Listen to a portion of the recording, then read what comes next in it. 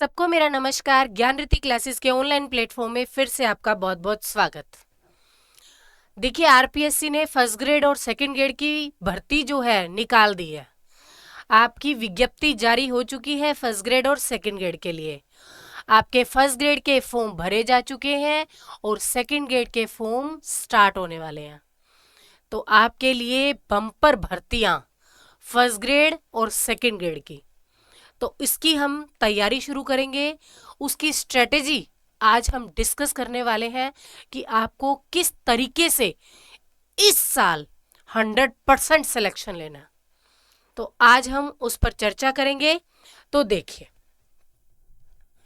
सबसे पहली बात तो ये है कि आरपीएससी ने एग्जाम लिया 2013 में, 2000 फिर 15 में लिया और फिर लिया 2018 में और फिर लिया 2022 में। ये इतनी बार एग्जाम हो चुका है ना। अब देखिए, आप अभी मैं एक बार 3 सालों के पेपर का डिस्कस कर रही हूं, ठीक है। 2015 में आपने क्या किया? आपने भरा फॉर्म। 2015 में आपने क्या किया था? भरा फॉर्म। फॉर्म भर दिया, तैयारी शुरू कर दी। आपने अपनी तैयारी को आधार क्या बनाया? 2013 में, 2013 के अंदर जो एग्जाम हुआ था, जो पेपर आया था 2013 के अंदर, उस पेपर को आपने आधार मान लिया 2015 में। 2013 के पेपर को आपने 2015 में आधार मान लिया कि आरपीएससी ने किस तरीके का पेपर बनाया है ना। तो आपने क्या किया? 2013 के पेपर को आधार मान लिया कि मुझे किस लेवल तक तैयारी करनी है। वहीं आरपीएससी ने क्या किया? आरपीएससी ने भी 2013 के पेपर को आधार माना, आपने भी 2013 के पेपर को आधार माना और आरपीएससी ने भी 2013 के पेपर को आधार माना। अब दोनों को आधार मानने का तरीका अलग अलग था। आपने क्या माना? आपने माना कि ये जो पेपर 2013 में हुआ है, किस लेवल तक हुआ है, आपने उस लेवल की तैयारी कर ली। आपने क्या कर ली? 2013 के पेपर को आधार मान करके उस लेवल तक तैयारी कर ली। और आरपीएससी ने क्या किया? ये पेपर देखा और इस पेपर में उसने क्या देखा कि मैं किस लेवल तक प्रश्न पूछ चुका हूं और मुझे अब कहां से शुरू करना है। आपने उस लेवल का अंत कर दिया और आरपीएससी ने 2015 में उस लेवल की शुरुआत मानी, ठीक है। तो ये था आप दोनों के सोच में अंतर। हम गए एग्जाम देने, 2015 में हम गए एग्जाम देने। एग्जाम की तैयारी हमने कैसे की? 2013 के पेपर को आधार माना प्लस कोई ना कोई कोचिंग ज्वाइन कर ली। कोचिंग और पेपर को आधार मान करके हम गए 2015 में पेपर देने और पेपर में हमने कुछ तो प्रश्न कर लिए शॉर्ट। मानो 150 क्वेश्चन थे। उन 150 क्वेश्चंस में से आपने 2013 के पेपर को आधार मान करके मानिए 40 क्वेश्चन शॉर्ट कर दिए, पक्के कर दिए। फिर जब आप 41वें क्वेश्चन पर पहुंचे, तब क्या हुआ? आपको सरप्राइज मिलने लगे। आपको लगा अरे ये प्रश्न कहां से आ रहे हैं, ये तो मैंने पढ़े ही नहीं। आपको कंफ्यूजन क्रिएट हुई और फिर आपने लगाने शुरू किए तुक्के। और जब तुक्के शुरू किए तो समझ लो आप चले गए नेगेटिव में। और नेगेटिव में जाते ही जो हमने प्रश्न सही किए वो भी हमारे गलत हो गए और हमें रिजल्ट क्या मिला? फेल। ऐसा ही हुआ। फिर 2018 में दोबारा वैकेंसी निकली। हमने फिर से 2018 में तैयारी शुरू की। अब हमने क्या किया?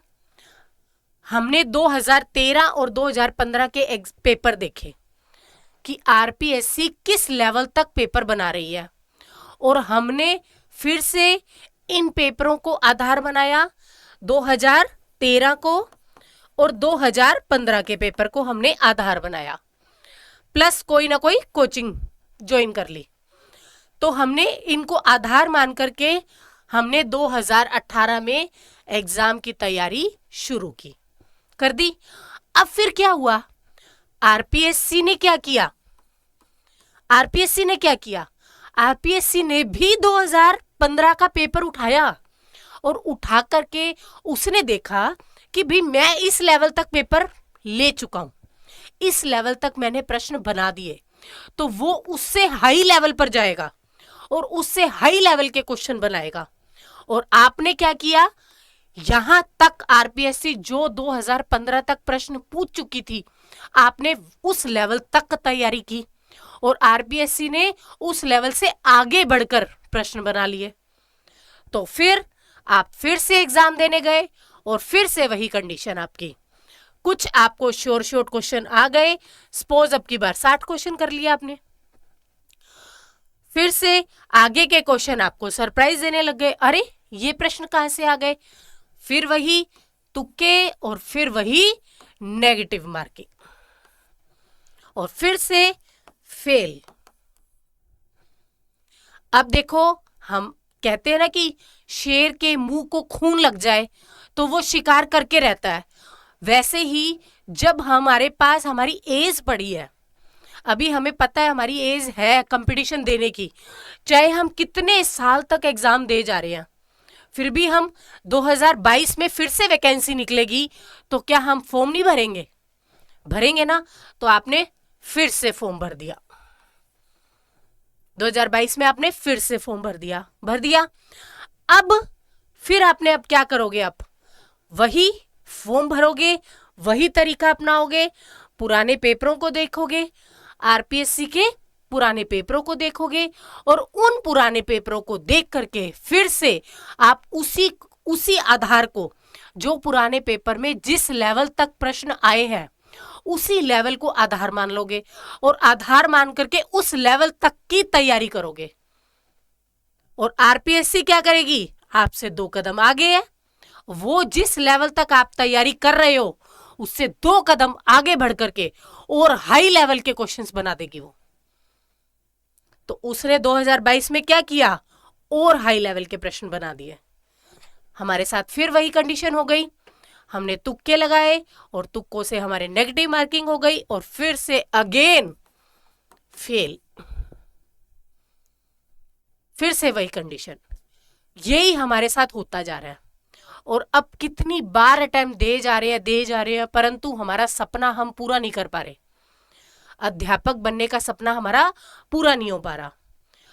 फिर आरपीएससी ने अब 2024 में फिर से वैकेंसी निकाल दी। क्या फिर से हमें वही गलती करनी है, क्या फिर से 2022 तक के वही पेपर देखने हैं, वही हमें उसी लेवल तक पढ़ना है कि आरपीएससी 2022 तक किस लेवल तक के प्रश्न बना रही है, क्या हमें सिर्फ उसी पर फोकस करना है या और अच्छे से अब की बार कुछ और स्ट्रेटेजी अपनानी पड़ेगी।